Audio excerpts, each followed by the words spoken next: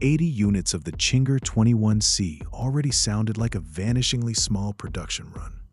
Apparently, though, in the seven-figure hypercar world, even that can feel a little too common. Czynger's answer, unveiled at Monterey Car Week, is the 21C Spyder, an open-top version of the already unhinged 21C, capped at just 30 examples worldwide. With 80 coupes already spoken for, the Spyder becomes the meaningfully rarer half of the family, adding yet another layer of exclusivity to a car that was never exactly subtle to begin with. Mechanically and philosophically, the Spyder is still very much a 21C underneath. The same obsessions carry over: extremely low weight, aggressive aerodynamics, a hybridized powertrain, and manufacturing techniques that let single components do the work of several.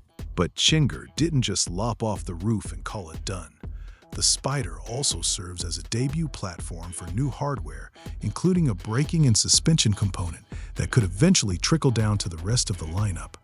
The headline addition is something called brake node, an additively manufactured aluminum alloy structure that folds several normally separate parts, the brake caliper, the suspension upright, the hydraulic fluid passages, into one integrated piece.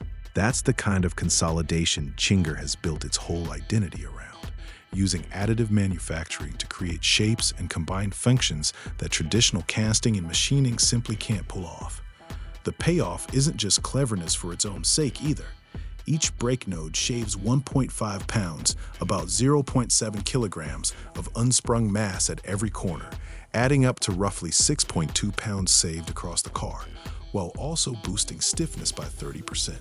Less unsprung weight means the car reacts more precisely to bumps and surface changes, and the added rigidity sharpens both suspension feel and braking response, details that matter enormously on a car generating race car levels of aerodynamic load. The brakes themselves are sized accordingly: 16.1-inch 410mm rotors up front, 15.3-inch 390mm out back. And brake node won't stay Spyder exclusive. Czinger plans to offer it as an option on the standard hardtop too, in both high downforce and VMAX trims. Power comes from Czynger's own 2.88-liter twin-turbo flat-plane crank V8, a genuinely compact engine that's paired with 3 permanent magnet synchronous electric motors to form the hybrid system. Combined output lands at 1,250 horsepower, with the V8 alone contributing 750 of those, and torque comes in at 691 pound-feet of torque, 938 newton-meters. The electric motors aren't just there to pad the spec sheet. They also handle the all-wheel drive setup and deliver the kind of instant response that's become table stakes for a modern hypercar. The numbers that come out of all that are borderline absurd: 0 to 60 miles per hour in 1.9 seconds, a quarter mile in 8.7 seconds. Figures you'd expect from a purpose-built drag car, not something that also has to corner. And a top speed of 205 miles per hour, 330 kilometers per hour.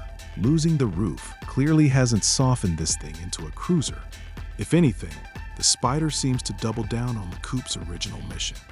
The roof conversion itself centers on a removable carbon fiber panel weighing just 22 pounds, 10 kilograms, light enough that pulling it off doesn't come with any real weight penalty, which is exactly why carbon fiber made sense here in the first place.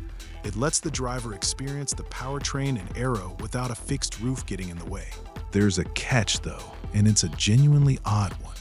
There's nowhere to actually put the roof once it's off.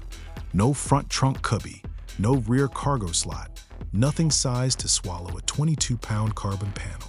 So if you're planning a top-down drive, the roof simply stays behind at home. It's a strange compromise for a $2.75 million car, but then again, practicality was never really the point of something built around 1,250 horsepower and race-level aero. Speaking of aero, that might actually be the more jaw-dropping part of the spec sheet. Czinger claims the Spyder produces up to 3,267 pounds, 1,482 kilograms of downforce, which the company says makes it the road car with the highest claimed downforce figure out there. Put that next to the car's 3,571 pound, 1,620 kilograms dry weight, and the number gets almost hard to process. The aero load is nearly equal to the entire mass of the car. With the roof on, Peak downforce climbs slightly further to 3,307 pounds, 1,500 kilograms. That gap between the two configurations says something too. Removing the roof clearly wasn't treated as an afterthought, but as its own aerodynamic problem to solve, which tells you airflow management is central to how this car works, rather than a marketing footnote. Inside, Czinger applies the same consolidation logic through something it calls neural node, the cabin equivalent of brake node. It merges the instrument panel, air vents, and key driver controls into a single integrated structure, continuing the company's running theme of cutting part count and mass wherever the architecture allows, while still giving the cabin a look that feels genuinely different from a typical supercar interior. That said, it's not a stripped-out track special inside. Wireless Apple CarPlay is standard, and buyers can pick an 8-speaker, 650-watt audio system, one that naturally gets the Czinger treatment too, with carbon fiber speaker cones instead of the usual stuff. Even the sound system answers to the same weight-obsessed philosophy that governs everything else on this car.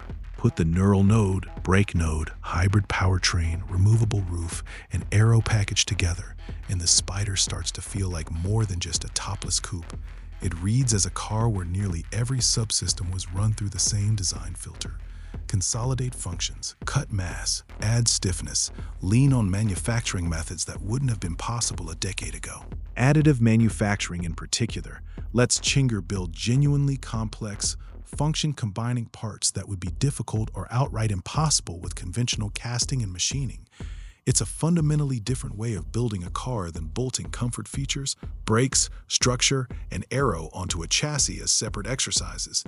Czinger treats the whole thing as one interconnected system, which is why the Spyder feels like it was conceived whole rather than assembled from a parts bin. All of that exclusivity comes at a price, unsurprisingly. $2.75 million to start, which puts the Spyder among the most expensive road cars on sale today. At that number, buyers clearly aren't just chasing 0 to 60 times.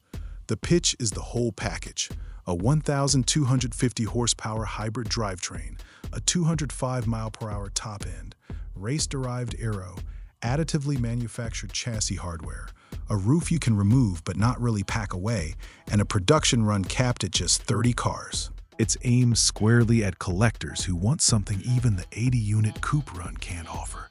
Genuine rarity paired with genuinely novel engineering. In the end, the 21C Spyder is a fairly focused statement about what a modern hypercar can be. It delivers the theater of open-top driving without giving up track-level numbers. The 1.9-second sprint and 8.7-second quarter-mile handle the straight-line bragging rights, while nearly matching its own dry weight and downforce shows there's serious substance behind the drama. And by using the car to introduce brake node and neural node, Czinger is making a broader point. In this class, real gains increasingly come not from chasing more horsepower, but from rethinking how the car's components are designed and built in the first place. For anyone who found 80 examples of a hypercar a bit too mainstream, 30 units, nearly 3,300 pounds of downforce, and 1,250 horsepower ought to do the trick.